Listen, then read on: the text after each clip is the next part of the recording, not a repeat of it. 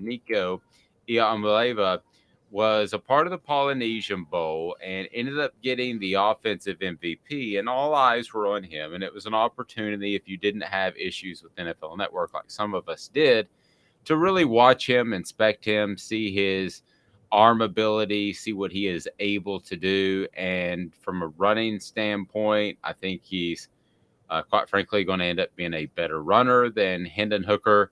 And I think he's going to be a better runner than Joe Milton, who, despite his athletic ability, I think, a little bit of a plotter. I think he runs some people over. And Caleb, I want to get your take on all of this. But I go to Nico and I think to myself that traditional football just 10 years ago, especially 20 years ago, would tell you that Nico is going to sit for a year behind a proven guy like Joe Milton, maybe the same way that Peyton Manning was going to do the same his freshman year. Now, obviously, that didn't happen because of an injury, but my take is for the betterment of the program, why not get Nico ready? I am not ready to look at Joe Milton, say bona fide SEC starter. There's no question he's going to be fantastic. I think he made great steps. And we addressed this in a Q&A column that used a lot of your input from our YouTube channel. Please hit the like button. And if you haven't subscribed yet, do that. The like button helps us bring more people into the channel. So we really appreciate that. But be sure and subscribe so you know when you get the updates. And how much better was Peyton Manning because he played because of his freshman year, even though he looked like a freshman maybe early on? I think that Peyton Manning was a lot better. And from all that I hear about Nico, he wants that type of onus placed upon him, that type of responsibility. So while traditional football says sit him, and listen, if Joe Milton's an A plus in practice and Nico is a D minus, which I don't think is going to be the case, if they're anywhere close, go that route. We had a post on our YouTube message board that said, well, you could make Joe Milton mad and he could head off for his final year of eligibility in the spring portal time. And that could happen, Caleb. But let's be real frank. It is very easy for coaches to mold this as, hey, going into spring, quarterback competition, or hey, Joe has the lead on the job. You carry that right on through the summer. You don't have to announce that, wow, Nico is so good. He has absolutely destroyed any chance that Joe Milton will have to play this year, even if that's the case. You don't have to say that. And you probably wouldn't. It would be stupid to say that for Josh Heupel or any other coach that has a young player coming up and a more established player on the roster. So, as far as that, I didn't get that argument that we had on our YouTube channel over the weekend. If it gets to the point where Joe Milton wants to go in April or May in that spring transfer portal opening, it's because he sees that Nico is so much better. It's not because of anything the coaches say publicly or that any way they treat their practice snaps. You have Taven Jackson out there. I think you split the snaps 50-50 in the spring, go from there. And then you see who the leader is because it's up to the quarterback to put together summer workouts. So just the more I mull over it, the more I watch Nico, the more I hear about Nico.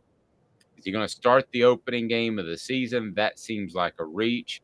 But will he be at the starter? Will he be the starter at some point in 2023? If I had to bet a dollar, Caleb, I would bet at some point he's the starter in 2023 based off what I'm hearing and what I've seen. The easy way out, Joe Milton's the guy. Nico learned. Nico doesn't seem like a sit back and learn guy to me.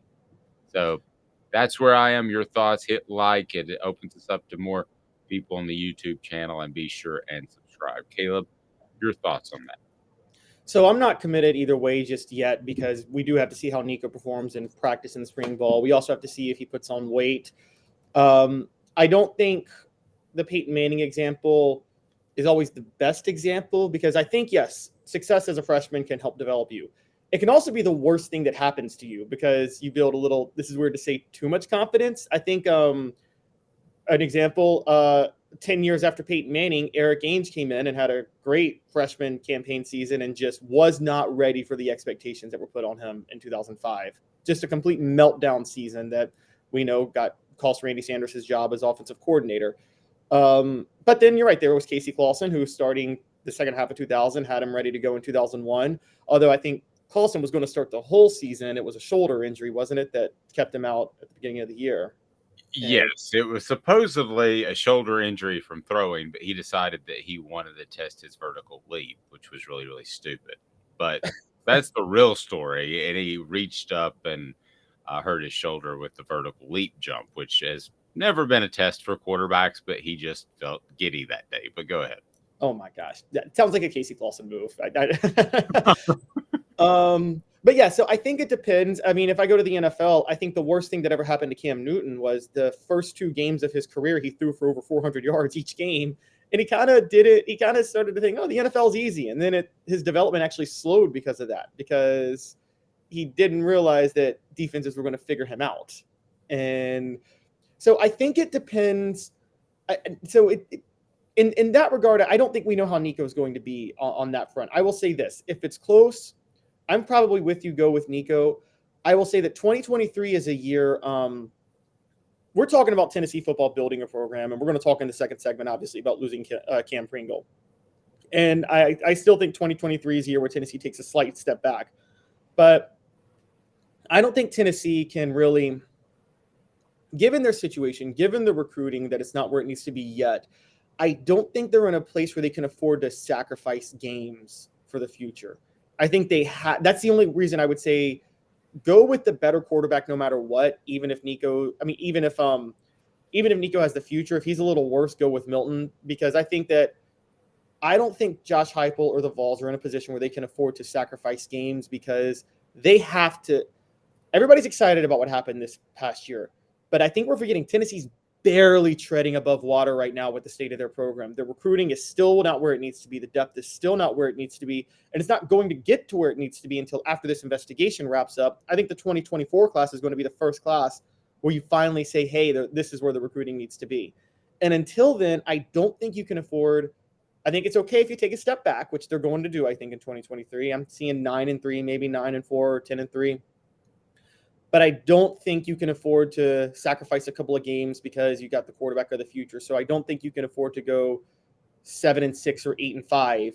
And if it's like the difference between 8-5 or 10-3, yeah, I think you have to focus on next year and go 10-3, because one slip up of a season, I mean, and if recruiting falters, I mean, the program could collapse. They're barely hanging on right now because of the mess that Josh Heupel inherited 2 years ago. You know, it's funny you went as far as sacrificing games. One of our posts that I addressed on the YouTube channel it was more about sacrificing wins or sacrificing, Nico's confidence. And we have seen that happen before. Steve Spurrier did Patrick Ramsey an incredible disservice in the NFL by throwing him out there with 5 wide constantly in an offense that wasn't working. Patrick Ramsey might have been a very good quarterback, but goodness gracious, he was getting destroyed. David Carr is another one that was getting destroyed. But I'll be honest with you, I didn't take that comment into account. And I read all of your comments on YouTube, and I'm going to start with, if not daily, then pretty often features based off those, because I think you guys bring up great points. I love our community. I love the fact that you guys, compared to some others, are pretty uber intelligent out there. So the schedule is not going to destroy Nico. Let's say he starts the season, which again, I think it's more like start October. I think that's where you start getting in line for him to be able to be the guy. But if it's, and this happens all the time, I know so many coaches, and there are decisions made that in retrospect, you're like, what the H? Why didn't you do that in the first place? And Hendon Hooker and Joe Milton were a part of one of those. So I think they were very close in practice. And Caleb, you and I have debated whether or not they just liked Milton more for whatever reason when he started the 2021 season, and that Hendon Hooker was not a a good practice player. Maybe he was, maybe he wasn't. But there are times in coaching where it is 60-40, and you don't know until you get the young man out there. Well, Orange Bowl aside, I've seen a lot of errant passes, and I don't want to seem like I'm just ripping on Joe Milton because that's not my intention. You know that. I want our listeners to know that. But I think there's an incredible upside. Now, you talked about Peyton Manning and guys get cocky. Peyton Manning didn't get cocky. He threw more interceptions in the NFL than had ever been thrown, and it helped him become a better player. I'm not saying you chuck this season, but I also think that there's not going to be a huge differential between the starter and the backup.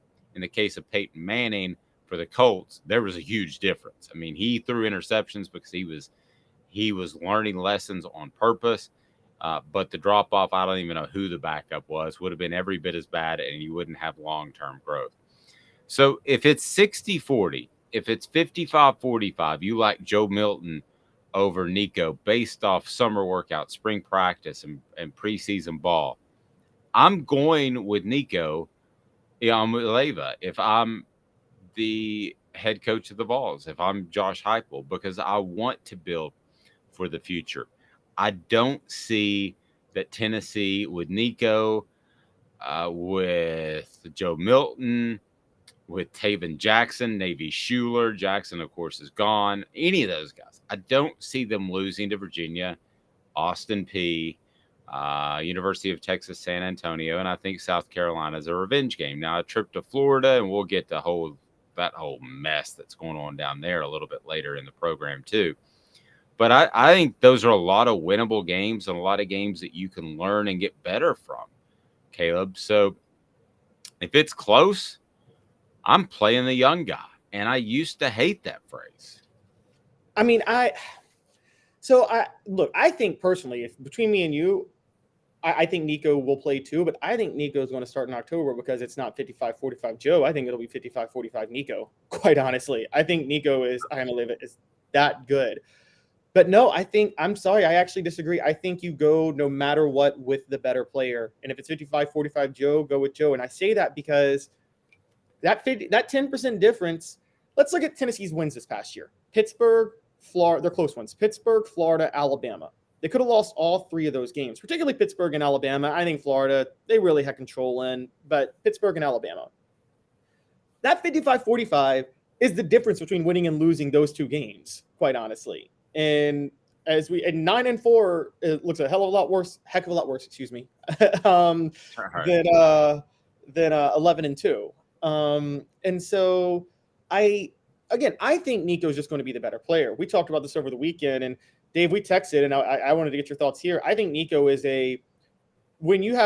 Nico's like that rare case of the perfect quarterback falling into the perfect system. Tim Tebow fell into Urban Meyer's lap out of the sky. You could not have crafted a better quarterback to run the spread option in a lab than Tim Tebow. I agree. I agree. Yeah. There are perfect fits, and I think Nico is a perfect fit, which is, I think, kind of what you're getting to. Gets the ball out extremely quick, he's going to put more pressure on those safeties than Hendon Hooker is.